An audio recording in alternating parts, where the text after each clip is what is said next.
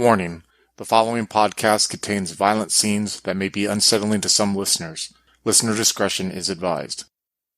The sun descends towards the horizon of the Valley of the Setting Sun. Welcome to our game of Scion 2nd Edition, set in the city of Phoenix, Arizona. We will be going over the rules for bringing in an Origins level character up to hero and acting out each character's visitation, where the Divine Parent imparts gifts and uplifts their child into the world of the mythical. The characters for the session will be Gary, played by Mitch, Jesse, played by Slavic, and Nick, played by Craig. If you want to reach out to us, you can do so on Twitter at twin_cities_VTM, and on Facebook at Twin Cities by Night, and on Discord at Twin Cities by Night. Thank you, and I hope you enjoy. Welcome, everyone, to the second character creation for our upcoming Scion campaign. Today, we're going to be going with Slavic's character, Jesse, who is the son of Skadi, the Acer goddess of winter.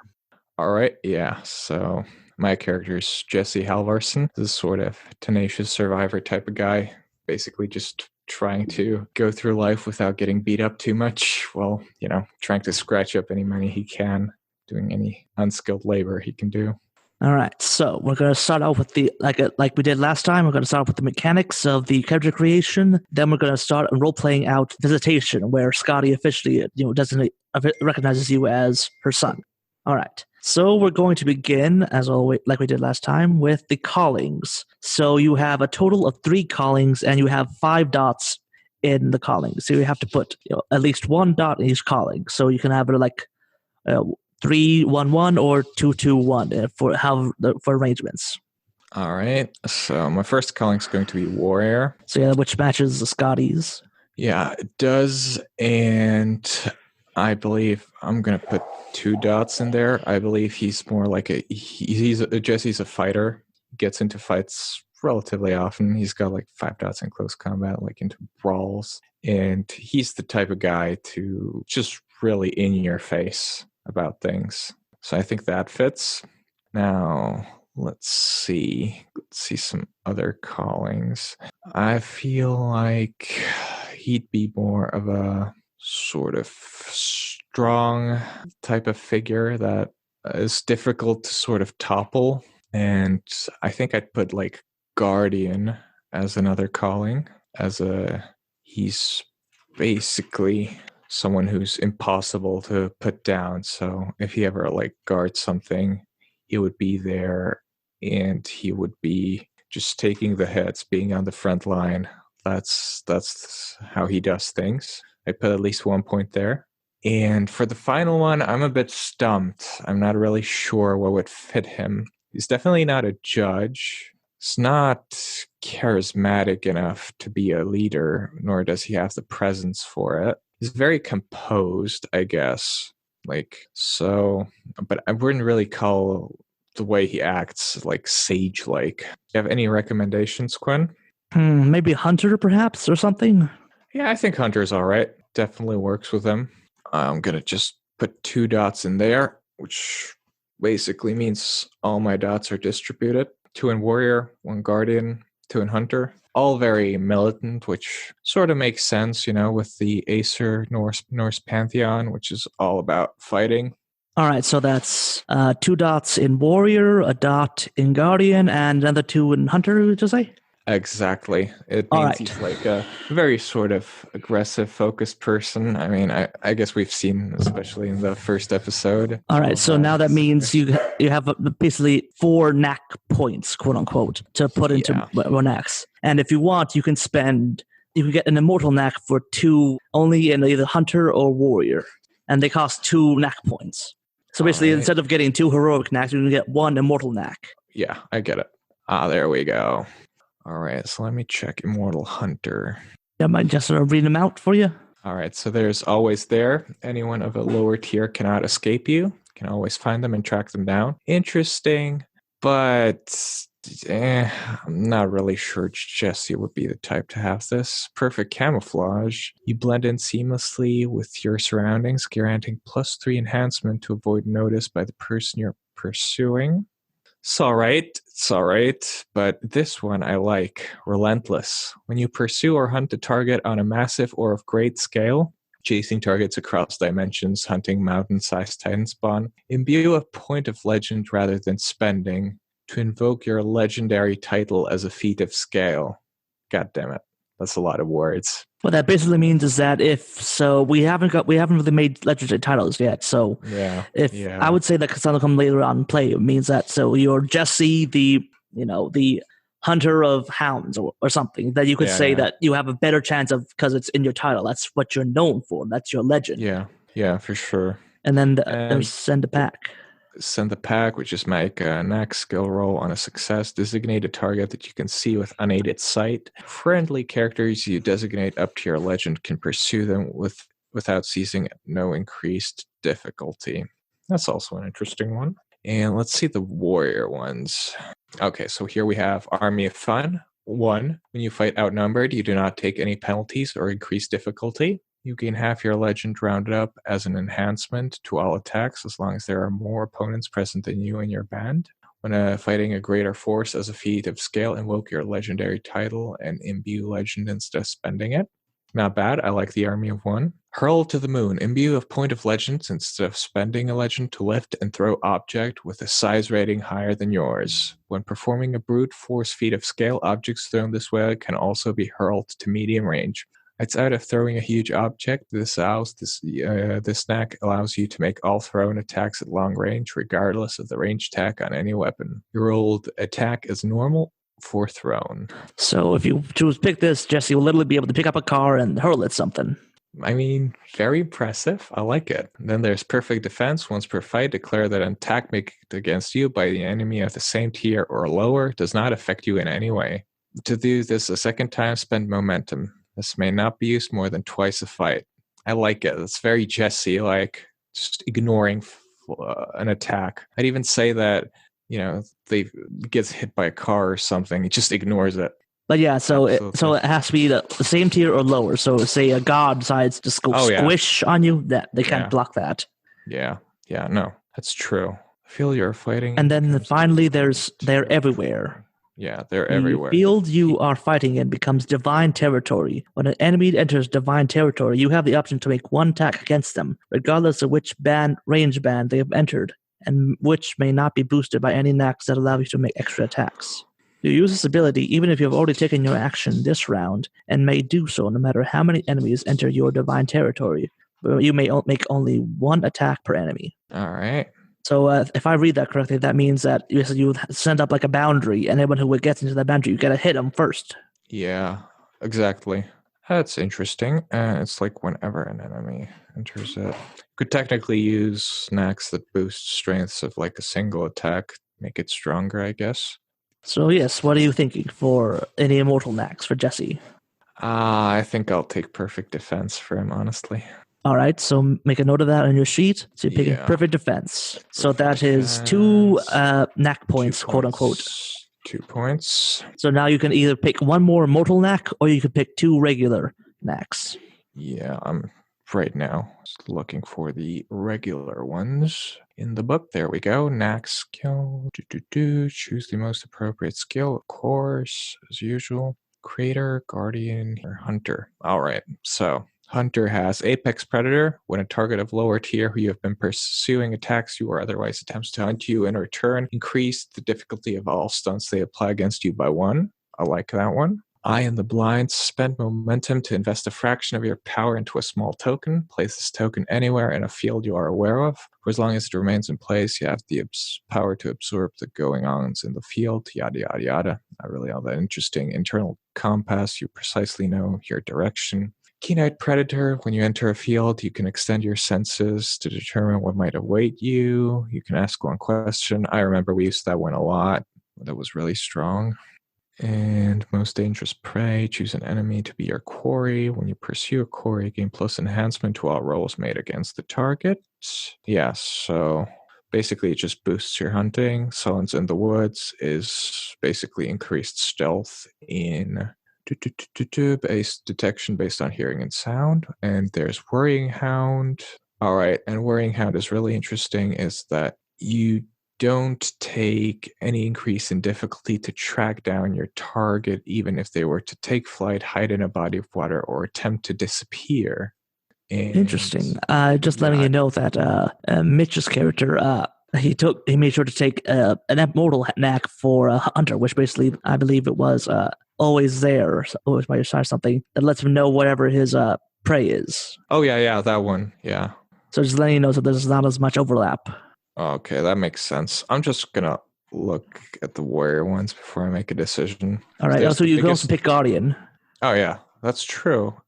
And I might judge leader. No, you only have like one. You can only pick one knack for Guardian, since you only have one dot in Guardian. Yeah, exactly. Yeah, I probably should pick at least one, so it makes sense.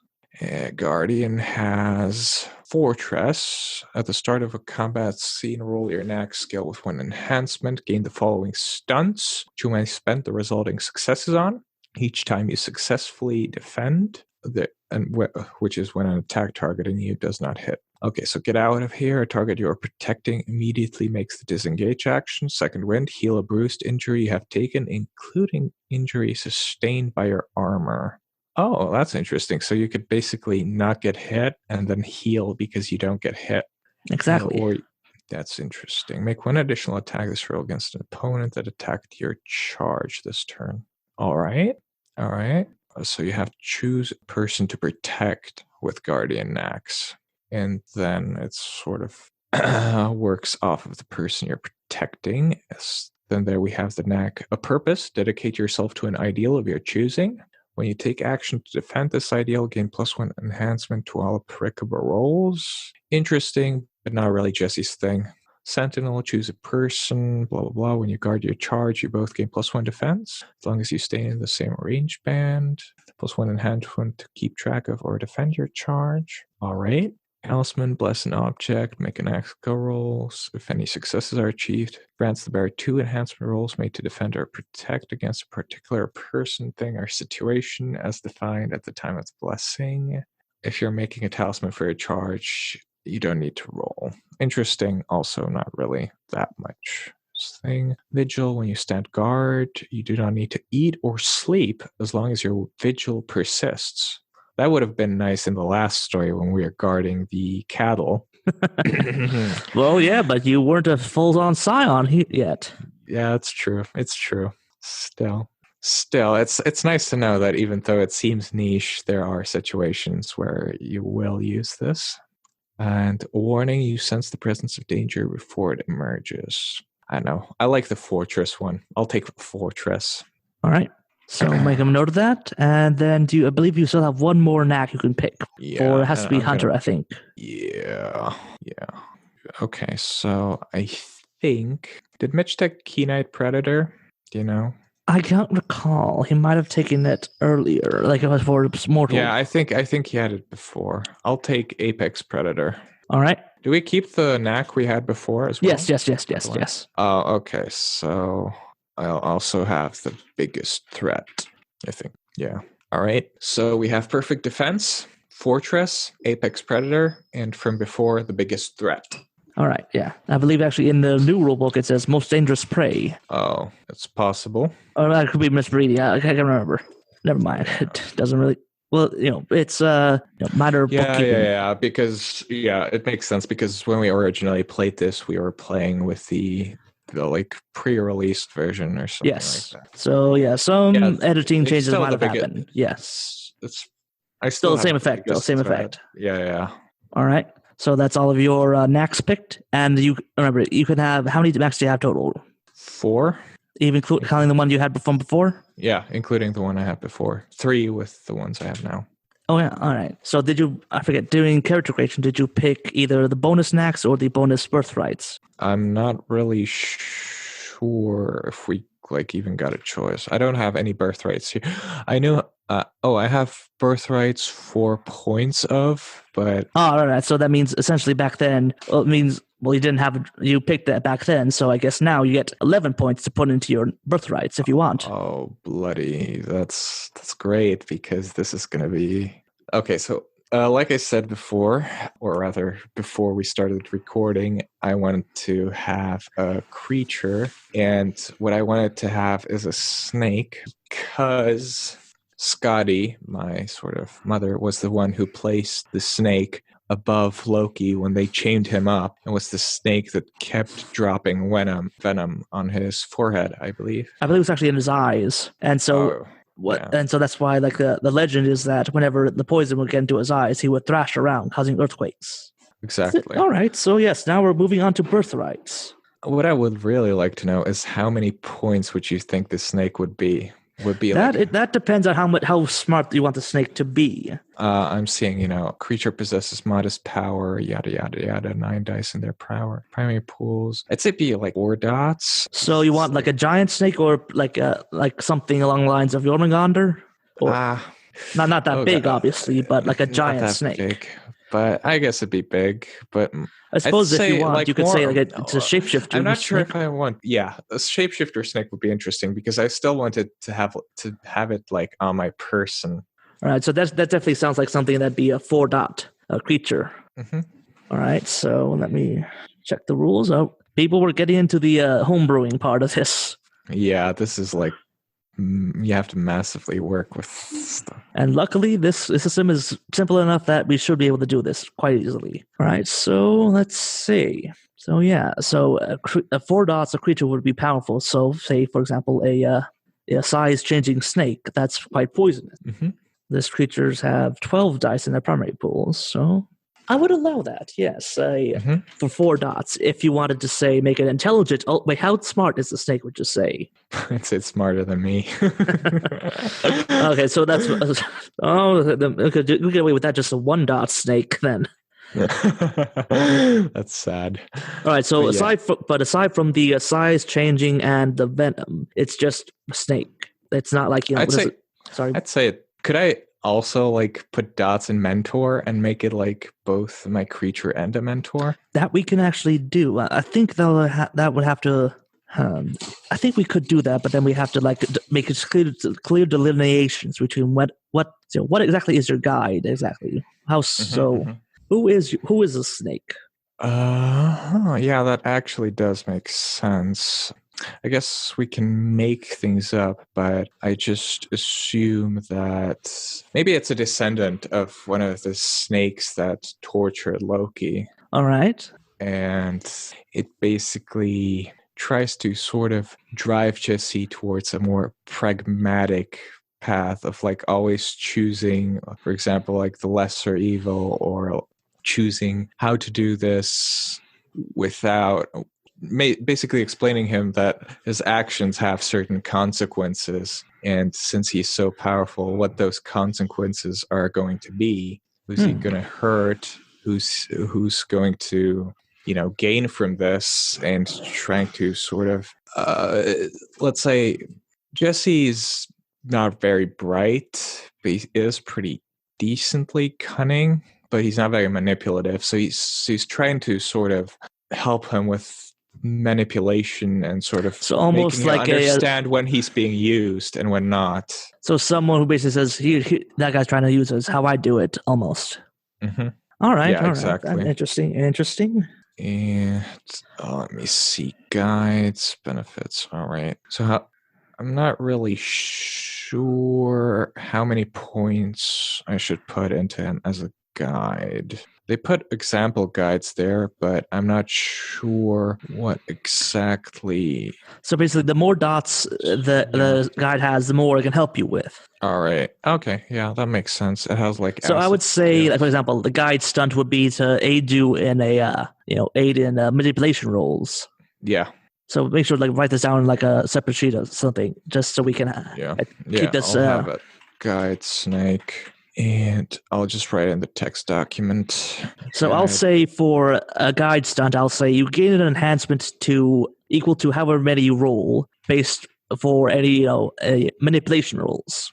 And that's just for 1 dot, I would say. So, all right. And I'll say the asset skill would be subterfuge. So yeah, if you want to help you out with that. Yeah, definitely. Asset skill subterfuge, and that's just for 1 dot in a guide. What you want to put more? Yeah, I mean, I have a lot of points, so You do. So you spent I 4 to have the snake already, just as a. yeah, I think I'll just put 3 there, let's go with 2. Let's go with 2. All right, so you're putting the snake as 4 dot for a creature and 2 dots as a guide. Mm-hmm. All right, so let's see. Look at the examples. All right, so I think the snake could also help me with medicine. yeah. So the poison, if it's small enough doses, could also be like type of medicine. Yeah, exactly. Like, they make medicine out of snake poison. And snakes are sort of, in pharmacies, you have the staff with the snakes around them. Yeah, the Caduceus staff, I believe. Yes. Yeah, I don't. All right. remember. That's interesting. Yeah, that's definitely interesting. All right, so that's 6 dots taken care of, I believe. Yep. And so that means you still have 5 dots to put wherever you want again. Yeah, I do. And there's so many cool things to choose from. It's so hard, though. I know. That's honestly the bad part of this, is that there's so many things you can do. What do you want to do? Yeah, and there's a lot of things you have to work out what you want to actually. You have to really create it almost from scratch, unless you take something that already exists and turn it and basically reskin it into something else. Yeah. So you're thinking maybe like a weapon or like a relic of some kind, or you want? Yeah, I was thinking of a relic. I was thinking of a bow. All right. And let me just read you off some of the other relics in the book that mentions for the Acer. So there's the Thor's bridal veil. When gazed upon, it is simple white lace. When worn, the wearer is disguised from any Jotnar in the area. There's the gun of Tyrfing, a gun that never rusts, never misses its target, and can be shot underwater with no issue. The thread of Loki, originally used to... That gun. All right. That could be, I could just have a gun that, have a bow that just does the same thing as the gun. All right, let me read the other ones. The thread of Loki, originally used to sew Loki's mouth shut. This can be used to sew just about anything shut in a pinch. And finally, the mead of poetry, fermented from the blood of Kvasir. This is used for inspiration for the artists who seek to gain a muse. So yeah, that gun of Tyrfing sounds interesting to you, does it? Yeah, but just let it be a bow. That's all I want. All right. So it's a 3-point relic then, or how many points is it? I would say that the gun. It's the gun as an example. I would say that's either 2, 3, or 2. Okay. So yeah, do you want to keep it as that? Do you want to add a couple more dots to it, make it something better?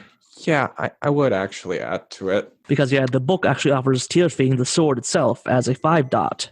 Yeah, Tyrfing, there it is. It's a 5 dot. They did that. Okay. So I'd say... And let me read it out for the listeners. Mm-hmm. It gives you the purview of passion, specifically spite. And the motif of it is relentless bringer of perfect destruction. It grants you a 1 enhancement just in general, and a 2 when used to destroy or damage objects. The gleaming blade of Tyrfing has a long and bloody history. The Scion king Svarlamni, grandson of Odin, forced a pair of dwarves to forge him a sword that would never rust and never miss its mark. They did that, but spite led them to also curse the sword, so it would always kill when drawn in battle. Tyrfing, in fact, killed Svarlamni himself before changing hands many times, ending each of its conflicts in tragedy, its reign of violence ceasing after it's perpetuated its first 3 great evils. It's just a rumor hell spread to ensure the blades continue work in her direct service. The tags lethal, melee, piercing, and versatile. It gives you the knack that it never rusts or dulls and can swing just as easily underwater, through mud, or against other similar impediments without difficulty. Its wielder never suffers complications related to these issues. However, it does have flaws. Tyrfing is a cursed blade married to dire fates. Once per scene in which the Scion wields it in combat, the player must resolve 1 strength fate-binding condition if he has any. Once he has resolved 3 conditions this way, the Scion has a choice. He may give up the sword to someone else, relinquishing it as a relic, and gaining a different birthright or birthrights for the same dot value in its place. Alternatively, he may keep it and increase the strength of the fate-binding condition that must be resolved whenever it's used by 1. Once Tyrfing's curse has resolved 3 strength 3 fate bindings, the character must give the relic up. So what that means is that if you wanted to use this, every time you use it, you have to cut somebody out of your life, one way or the other. Oh, really?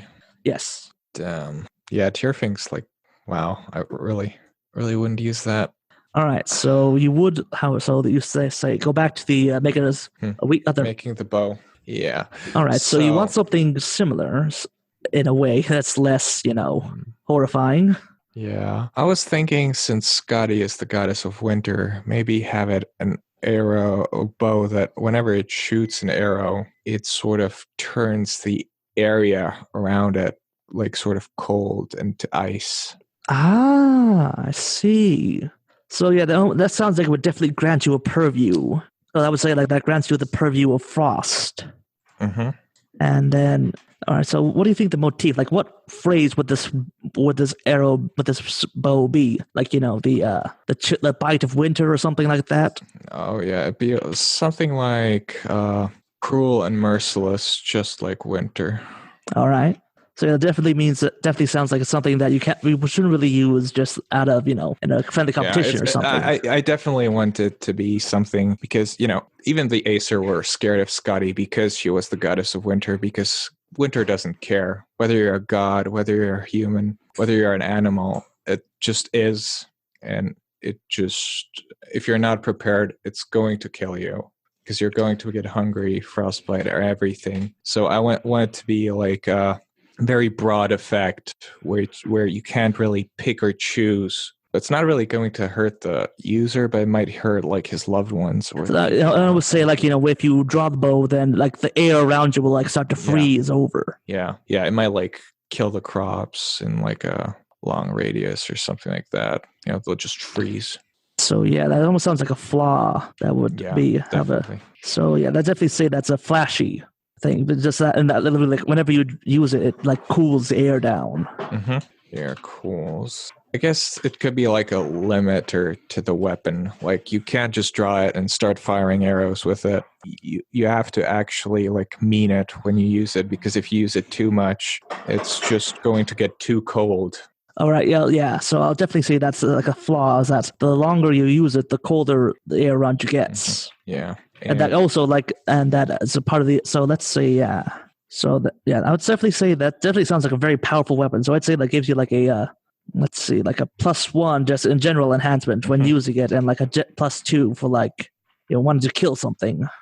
Mm-hmm. I'll put down murder something because kill something is very general for a bow. All right, Aiming a bow at something, you probably want to kill it, so let's not make it too broad. And I guess we should add a knack to it, right? Yeah. So I'd specifically say something like frost related or something, or no, hunter or something. Yeah. All right. Ooh, maybe the target it hits, if it doesn't kill them, they'll slowly turn to ice. Ooh, unless they dig out the arrowhead or something. Yeah. I'd say that it gives them like a complication of like I say like that. If it hits a target and doesn't kill it, the target suffers a complication of, one until like the arrow is either removed or the target is killed from the frost. Mm-hmm. Oh, I like that weapon. All right, so let's just go over just to see if it sounds right. So it gives you access to the frost purview, which means even if you like pick, later on you pick journeys for your purview, you can still use powers more related to frost because it's because of the weapon. Mm-hmm. And the motif is, the biting, merciless chill of winter. Mm-hmm. That gives you the knack of, crippling the target if you actually hit them and don't kill them. Mm-hmm. And the flaw is that you can't actually, and the longer that you use it, the colder it gets. And I believe you have to murder something when you have it out. All right, so I'd say for the tags, you have to make sure it's, ranged, it's lethal. Ranged, lethal, piercing, probably, right? Yeah, arcing, I guess. Yeah, I would say arcing. Yeah, actually, I'd say instead of lethal, I'd say aggravated because it's firing ice at like your enemy. That makes sense. Okay. Since it's a bow, it's probably two-handed, right? Yeah. Unless you somehow manage to grow a third arm, and then you could just. It's still two-handed. You just have an extra arm. Oh yeah, wait, that doesn't work. Never mind. I'm trying to make a joke about how you can fire one-handed, but then I maybe joke with your nowhere. mouth. All right, so that sounds like it's a pretty good weapon just for all the flaws and the benefits it gets you. So yeah, that definitely sounds like a 5-pointer relic to me. 5 plus 6, that means 11. That means we have what we came to do.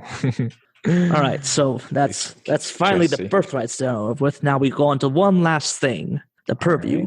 All right. So as already the title of Skadi, one of the Acer, you automatically get access to the weird or word, I'm not sure which you pronounce it, the Pantheon purview, which innately allows you to to know which means that you know now one bad thing is going to happen in Jesse's life. All right. It's going to be coming. It could be Jesse's death, could be the death of a best friend, a betrayal, when you finally have the bad guy in your sights, then he gets away or something that will come, and you get a bonus whenever events echo it or lead towards it.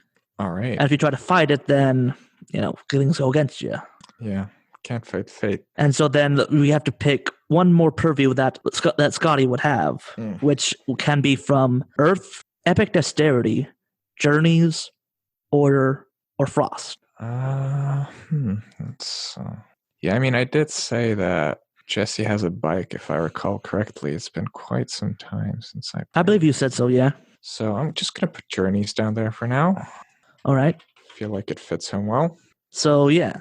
Oh, by the way, I think what is the name of your bow? Since that's something that has to have a name. Yeah, it definitely does. Let me try to Google translate some Icelandic so it sounds suitably epic. I see. Yeah. And since it's closest to like the Old Norse, this is hard.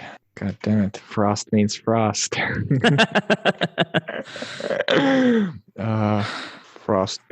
Frostbite, but without an E. Frostbite. All right. I'll accept that. Yeah. Yeah.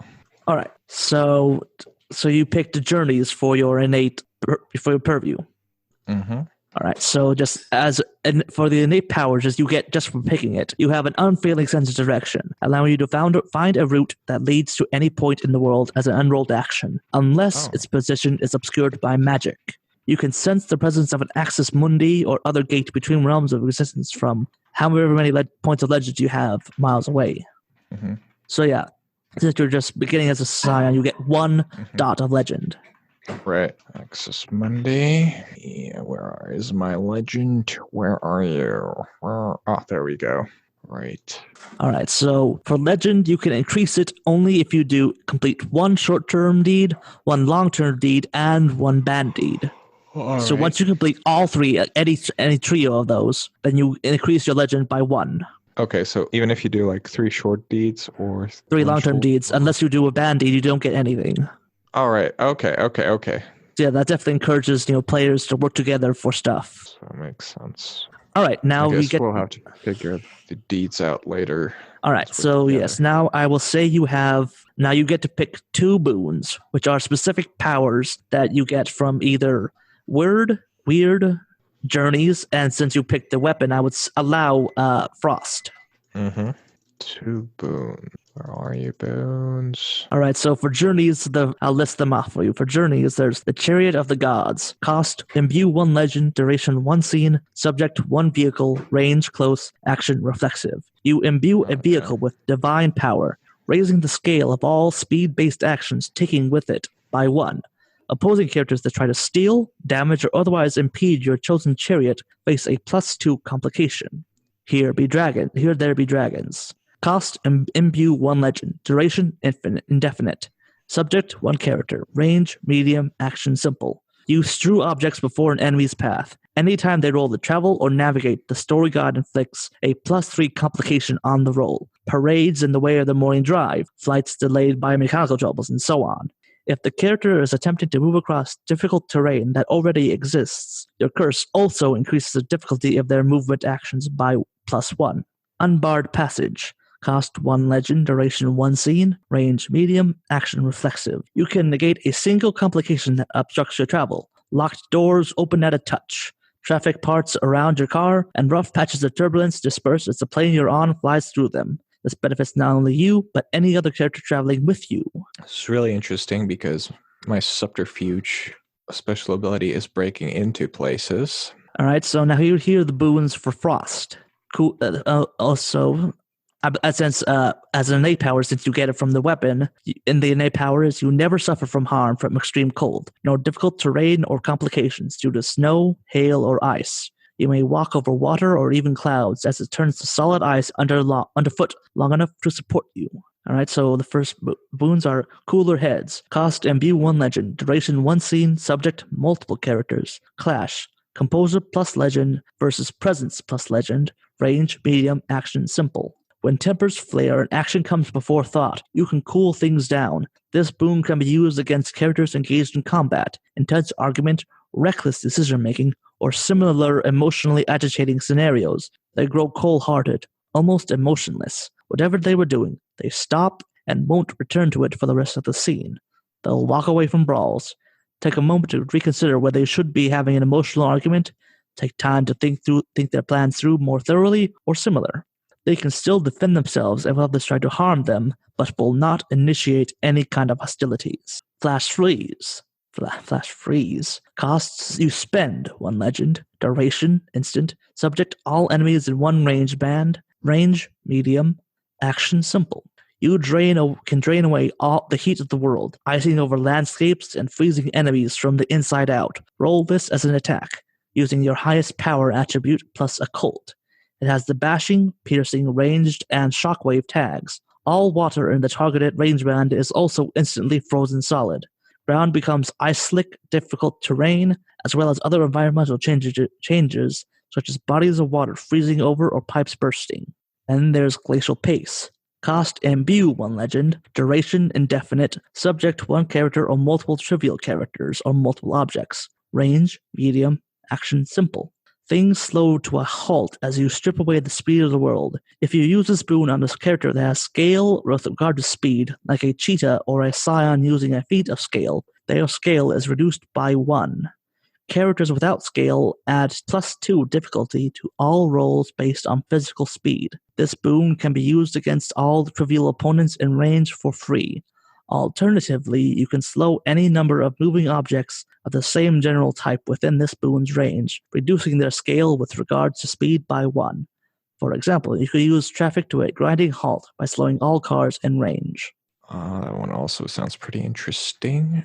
Now let's look at Weird, which is the completely last one. No, not the completely last one. It's just up in the bottom since it starts with a W, I think, right? Correct. It's also the only personal Pantheon one I included because the others don't really apply to you guys.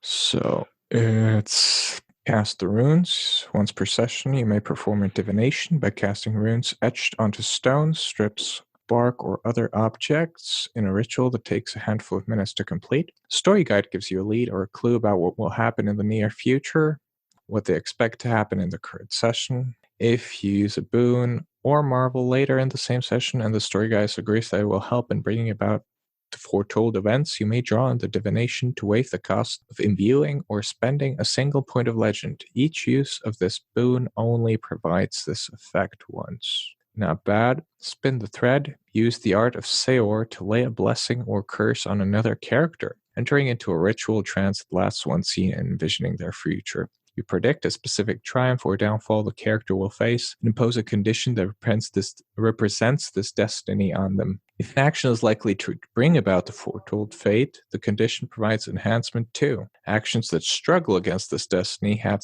their difficulty increased by 1 or by 2 if they would make it outright impossible for it to come to fruition. These effects cut both ways. A blessing might make it more difficult for a warrior to undertake a plan if it would lead to his defeat, while a curse might give a foe an enhancement on actions that lead to their downfall. This condition resolves once the outcome you have predicted comes to pass. The story guide deems that it is no longer capable of being fulfilled, or you claim the legend imbued in this boon. It can also be lifted by magic, capable of altering destiny, such as marvels of this purview or the fortune purview.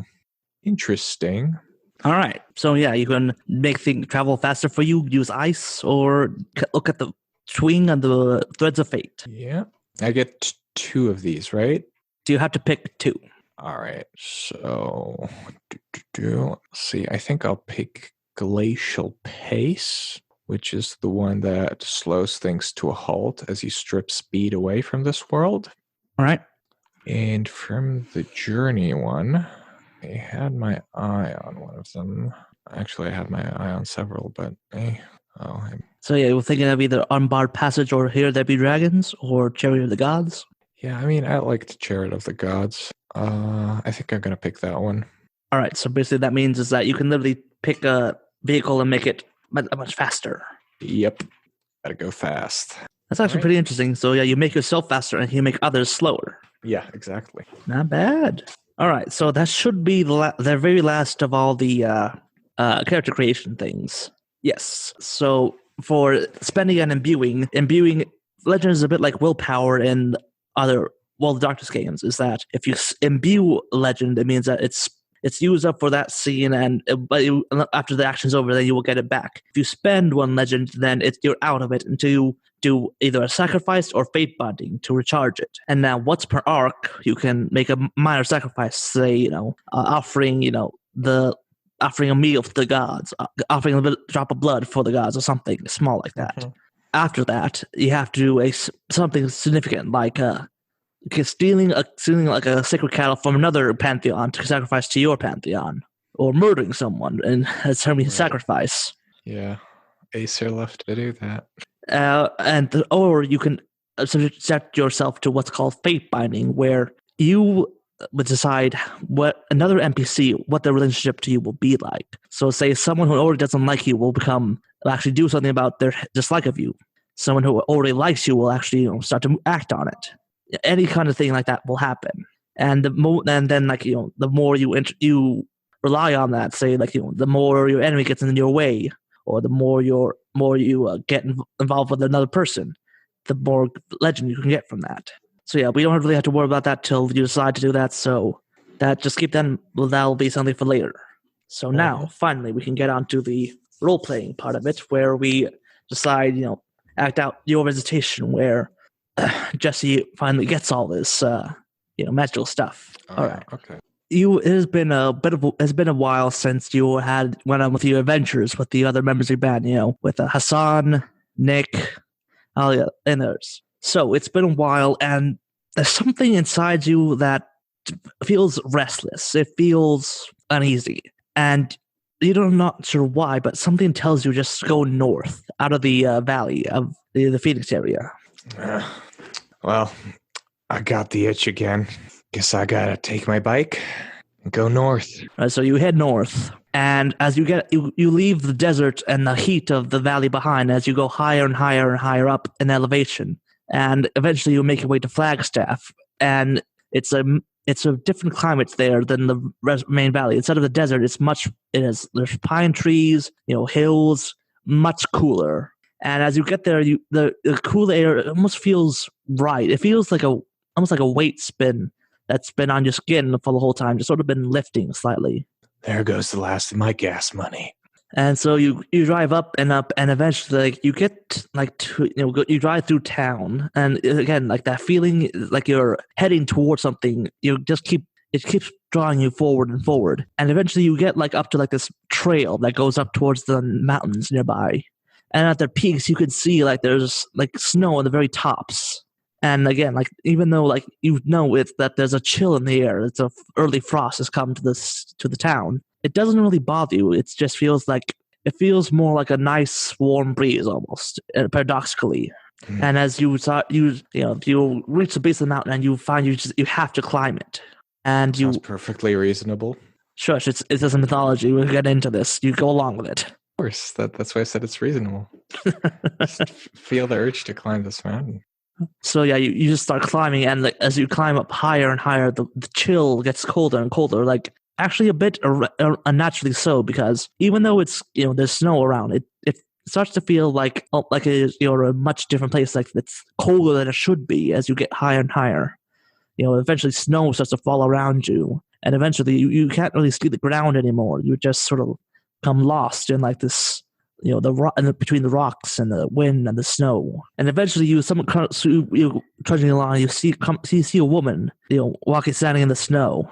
She is about 5'10". She's pretty tall. She's got dark reddish hair, and you could definitely tell there is this air of command about her, that she is standing where she should be. Pretty cold outside, isn't it? Yes, well, it's about as good you can get in this part of the world. Is this one of those god things? She sort of smirks at that a tiny bit. Yes, no. This is my domain for now. I do the best with what I can, but even here, there's only so much I can stand, being this close to the heat in the desert. She sort of like glances southward with a look of disdain on her face. If you're looking for someone to protect some cattle or something, I have this group of guys, and I mean, I'm not saying we're a team, but we're totally a team. I'm not here about them. I'm here for you. And she turns towards you, and you notice she's got really icy blue eyes, almost to the point where they're almost gray and just how pale they are. Look, lady, I'm sorry if I took something that wasn't mine from you, but it probably wasn't me. It was probably someone else. And she walks up to you and sort of grabs your shoulder and she's like, do not apologize for taking what you need. Come. All right. And she sort of walks up. She leads you further into the snowy, and then it seems almost like you're not really climbing anymore. You're on the snowy field, which is weird because when you saw earlier, the mountain didn't look like it had that many flat parts on it. So she leads you further and further into the snowy field, and all the while she says, "So, you finally decided to make the effort to reach me." Make the effort? I just felt like going for drive. Well, whatever drew you, it is good that you're finally here. And she leads you to this cave where you see these huge icicles that are sort of almost like teeth sort of ring around the entrance. And she says, "This is my home. This is a good place. This is a cold place. This is where I shall recognize you as my son." What? And then you see almost she seems to grow in stature, before she was just a tall woman. Now she seems to almost tower above you. And she says, "My name is Skadi. I am a frost giantess. My domain is winter, and you are my son." I mean, I don't know what to say. You're the first family I've actually... Why did you leave me? At that point, she her scowl this sort of intensifies, and she's like, "I'll give you one guess as to who among the Aesir will cause trouble that would condemn the rest of us." Well, Loki, I guess. It's always Loki. Not always, but enough. And then you see she sort of seems to shrink almost, and instead of this towering, this force of winter, it's just now she seems much more human. But there's still an edge to it, even though you still can remember easily that imposing figure in the snow and ice. Yes, his actions led to us being banned from the valley. Not that, and so she sort of scoffs not that I would spend too much time in that heat-forsaken place. Don't have to tell me twice. Only the reason I live there is because cold would literally kill me if I'm homeless. Happened before. Not the killing part, of course, but me being homeless. And then she at that point she does sort of reach out and touch you, caress your head gently. It's you don't have to fear the cold anymore, my son. Not anymore. Then she sort of leads you into the cave, and there she says, I have heard of your progress. You faced off against forces of the Titans and the mummies from Egypt. Cursed things. Yeah, we did. It was a fun time. Good. Glad to see that my child knows the enjoyment of the battle, and I hope to show you that the thrill of the hunt can be just as great. And then she sort of leads you this little alcove in the cave. It's just ice, and it's just almost glittering, and just with the sun bouncing off of the walls. And she gestures, and this, you see this snake impossibly come out of the wall of just sheer ice, come sliding along her arm. This belongs to you. By the way, what would you say the name of the snake is? Oh no. Names. Can I give it a... Oh, what about Gomunder? All right. Yeah, this is the serpent Gomunder. It is not quite as potent as the famous world serpent, but when need be, it can be a fierce opponent. And she says that she seems to grow, and the snake grows along with her until it's about the size of a boa constrictor almost. But then again it sort of shrinks back down to almost like a garter snake size. Mm-hmm. Jesse sort of apprehensively reaches out to the snake. Yeah, it does not bite you. Instead, it just curls around your arm and sort of wraps it, goes up to your shoulder, and so sort of hisses in your ear. I am here to serve you, master. Hey, I thought snakes were slimy. It's pretty interesting feeling. Sort of touching its head or something. It is just, I am here to guard you against those who would deceive you, who would use you. All right. And then it sort of just curls around your shoulders a bit. And then Skadi, she goes back to the wall, and then she pulls something out of the wall. And this time you can feel there's almost the air, almost not even to you, seems to drop a little bit in temperature. And what does the bow look like itself? Describe it. I'd say it would be like a compound bow, but if the compound bow was made of clear ice.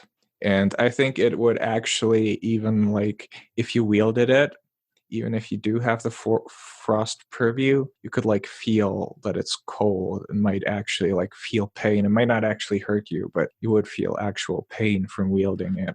So she hands it to you, and even though the wind and the cold around you doesn't really feel that much, but this one you feel. You feel the skin in your palm sort of prickles a bit as you rest it. And so this weapon for you is frostbite.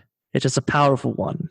It will injure your enemies with the power of winter itself. Be cautious when using it, for it will not be sated unless it has tasted the blood of something.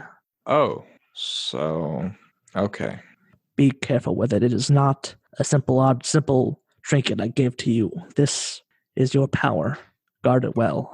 Look, I'm not saying I'm not the person you should be giving this to, but I'm also saying I don't actually have a good track record with responsibility. Then you will learn. At that point, she looks sternly at you I do not broker failure from my children. Understand? Okay. Winter is not a forgiving mistress. It is harsh. And you need to learn strength to stand up against it. Jesse sort of, just swallows and is just okay, I'll do my best. All right, so yeah. And while we're at this, let's say, since you have the weird purview, you now know one bad thing is going to come. You don't have to get into specifics right now, but let's what thing do you see coming that will happen to you? Oh yeah, it has to happen specifically to me. Yeah, it could be you fail to save someone. It could be your death. Oh, yeah. Mm-hmm. What do you want it to be? That's a big thing to ask for, but well, you picked Acer. Oh no, yeah, for sure. Their destinies are all written. I think it would be severe injury, something crippling almost. Yeah, almost crippling. Sort of. I would say crippling, yeah. Yeah, like a tear when he had his hand cut off or something like that. So I would say you lose an arm or something. Mm-hmm. Or maybe an eye or something like that. So yeah, you see yourself being severely injured. You lose something. We don't decide that just yet. So yeah, as that so that sort of that knowledge just hits you as you accept the bow, and you sort of reel backwards. And at this point, Skadi, unfortunately, steadies just grabs you by the shoulder and steadies you. I see you've seen something, haven't you, from your fate? Yeah. It's not pretty.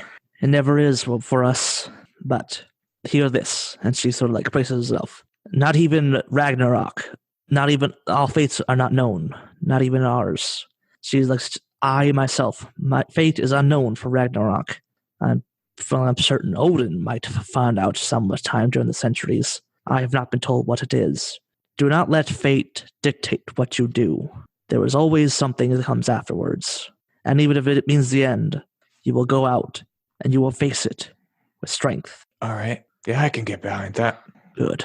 And then you see her face soften just a slight bit, and she's sort of I'm glad we could finally meet face to face, son. Yeah. Thanks for meeting me. Will we ever meet again, or? I'll be here in the cold if you need me. Oh, I can't wander. I don't like wandering to places too different from where I live. She sort of like gestures around. But I am not here to fight your battles for you. Know that. I understand. But Good. Now I'll let you return to your life down to that valley. all right. It was a pleasure meeting you, Mom. It's a pleasure meeting you as well, son.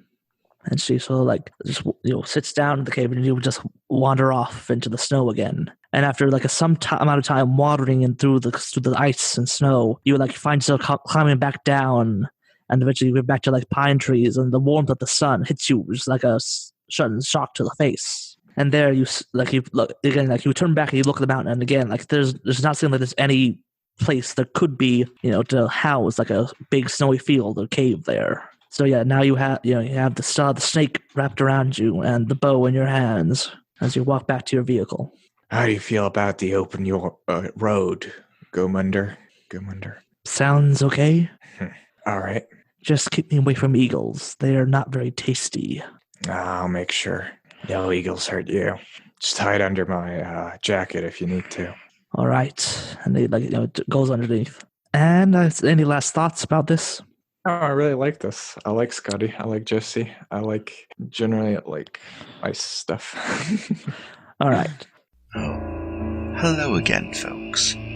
I'd like to tell you about the Facebook group we run called White Wolf and Onyx Path RPGs, Gameplay and Media.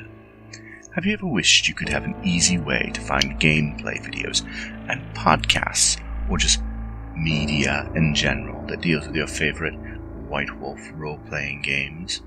Or have you ever wished you could find a forum to share gameplay that you have recorded? One that won't be drowned out by random posts and discussions, so that your media could get the attention you deserve. The group is specifically run with the sole intent of it being a one-stop shop for people to view or share media involving the games we all love. We take thorough steps to ensure the page does not become cluttered and is easy to traverse. The group is already immense and continuing to rapidly grow, with new media being shared every day. Stop on by. We hope to see you there.